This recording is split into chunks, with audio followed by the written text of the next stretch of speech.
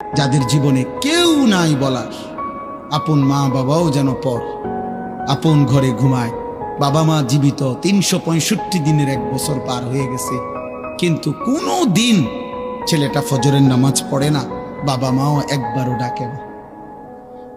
আহ, এই দুর্ভাগার কপালে কেউ নেই, তারই ডাকার মতো কেউ নেই।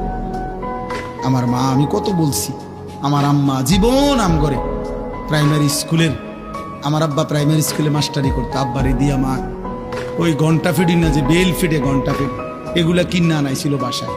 মায় ফজরের ওয়াক্তে আমগো সব রুমে রুমে দাঁড়ায় দাঁড়ায় এই টুং টুং টুং টুং টুং করে ঘন্টা ফিরত, আমরা উঠা পর্যন্ত। আমার যখন 2টা বাচ্চা ছিল তখনও মায় উঠাইছে আমগো। কত সময় বলতাম যে মা উঠে গেছি, এটা এই ঘন্টা ফিডন বন্ধ করেন, উঠছি মা, হয়েছে তো এবার এটা বন্ধ করেন না। মায় বলতো যে না ফুট, এইটি আমি বুঝছি হতার থেকে কও, লাইট জ্বালাও, দুয়ার খোলো, মানে লাইট না জ্বালাইলে, দরজা না খুললে মা এটা বিশ্বাস করতো না যে উঠছি, যে কইছি হয়তো শোয়ার থেকে কইছি, বুঝছেন না? এখনো মার 75 বছর বয়স, আমার আম্মা বাইচা আছেন, এখনো কথা বললে মা এই 2 কথা আজও বলে, আমার ভূত মহাদেশ শুনি, এটা বলেই মা, এখনো বলে মা ভূত মহাদেশ শুনি।